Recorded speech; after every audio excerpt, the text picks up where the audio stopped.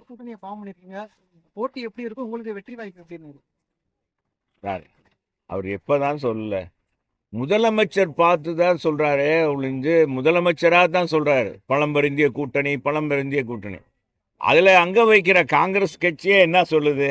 எங்களை ஆட்சியில் பங்கு வேணும், ஆட்சி அதிகாரத்தில் பங்கு வேணும், கூடுதல் சீட்டு வேணுன்றாங்க. ஒவ்வொரு கட்சியும் பார்த்தா இன்னைக்கு போன தேர்தலை காட்டிலையும் நீங்கள் கம்யூனிஸ்ட்டு, 2 கம்யூனிஸ்டுகளும் கூடுதல் சீட்டு கேட்குறாங்க. அவங்க ஆட்சியில் பங்கு கேட்கல. ஆனால் என்ன வைகோ, புரட்சி புயல் வைகோ, அவர் பார்த்தீங்களா, அவர் தான் இந்த நாட்டில் அரசியலே ஊழல் ஆட்சியை ஒழிக்கணும், கருணாநிதி குடும்ப அரசியலை ஒழிக்கணும். என்ன தெரியும் இவருக்கு, ஸ்டாலினுக்கு என்ன தெரியும் அப்படின்னு சொன்னால், அவரே என்ன சொல்லிட்டார், கூட்டணியில் நாங்கள் மந்திரி சபையிலாம் இடம் கேட்க மாட்டோம் அப்படின்ட்டார். கூடுதல் சீட்டு கேட்போம்ட்டாங்க. ஆக எல்லாரும் கூடுதல் சீட்டு கேட்கறதுல இருக்காங்க. கமலா, நம்ம டார்ச் லைட், உங்களுக்கு ஞாபகம் இருக்கா? டார்ச் லைட் யாருக்காச்சும் டார்ச் லைட் இருக்கா? ஞாபகம் இருக்கா? டிவியெல்லாம் உடைச்சார். இப்போ ஒருத்தர் புதுசாக வந்திருக்காரு, அவர் பெறப்பட்டிருக்காரு. இவர் ஏற்கனவே சொல்லி டிவி உடைச்சார். ஊழலை ஒழிப்பேன், ஊழல் அரசியலை ஒழிப்பேன், வாரிசு அரசியலை ஒழிப்பேன்னு வந்தவர் தான் கமலஹாசன். நம்ம உலகநாயகங்க. நான் அவரை தான் சொல்கிறேன், உலகநாயகனை தான் சொல்கிறேன். அந்த உலகநாயகம் டிவி மதுரையில் தான் டிவியெல்லாம் உடைச்சார். டம்மா தான் பார்க்குறவெல்லாம் அசந்து போயிட்டாங்க. தமிழ்நாட்டில் புதிய புயல் இளம்பிடிச்சு, உலகநாயகன் அரசியலில் உலகநாயகனாக மாற போகிறான்னு நினச்சா கடைசியில் நகைச்சுவை நடிகர் இருக்க மாதிரி ஆடிட்டார். இப்போ அங்கே போய் சேர்ந்துக்கிட்டு அவரும் 15 சீட்டு கேட்குறாரு. எங்களுடைய கட்டமைப்பு தெரியும். அதில் நேற்று அவருடைய கொள்கை பரப்பு செயலாளர் சொல்கிறார் பாருங்க, எங்கள் தலைவருடைய, எங்கள் கட்சியினுடைய அமைப்பு அவங்களுக்கு தெரியும், திமுக தலைவருக்கு. எங்கள் தலைவருடைய பிரச்சாரம் அதை தான் மெயின். அந்த முகத்தை தாங்க அவங்க நடிகர்ன்ற முகத்தை வச்சு ஏமாத்திடலாம், மக்களை ஏமாத்திடலான்னு எல்லா பேரும் அதே சினிமா நடிகர் கூட அந்த மாதிரி பிறப்பிட்டாங்க. அப்பா பிறப்பிட்டாங்க, இந்த மாதிரி கிளப்பிட்டாங்க.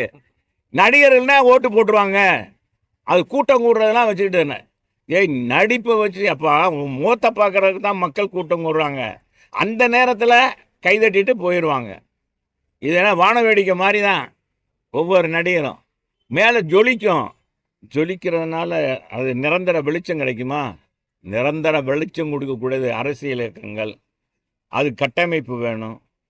அண்ணா திராவிட முன்னேற்ற கழகம் எங்கள் தலைவர் புரட்சி தலைவர்னா, அவர் மாதிரி ஒரு படத்தில் எவனாச்சும் அந்த மாதிரி படம் மினிமம் கேரண்டி எம்ஜிஆர். எல்லாரும் சொல்லுவாங்க மினிமம் கேரண்டி எம்ஜிஆர்னு சொல்லுவாங்க. எம்ஜி அவர் படம் எடுத்தால் எந்த முதலாளிக்கும் பாதகமே இருக்காது. இப்போ எத்தனை நடிகர் படத்தை எடுத்துட்டு தெருவில் நிற்கிறாங்க. இன்னைக்கு உச்சபட்ச நடிகர் வந்திருக்கார் இல்லையா அரசியலுக்கு, அவர் படத்தை அவர் எடுத்து எத்தனை பேர் தெருவில் நின்றுருக்காங்க, தெருவில் போயிருக்காங்க. எத்தனை எல்லா படமும் விட்டுங்க. எங்கள் தலைவர் படம் அப்படி இல்லை. அவருடைய கதை அமைப்பு எந்த படத்துலையாச்சும் தாய்மார்களுக்கு, முதியவர்களுக்கு உதவி பண்ணுற மாதிரி தான் கேரக்டர் அமைப்பார். தீமைகளை எதிர்ப்பார், ஊழலை எதிர்ப்பார்.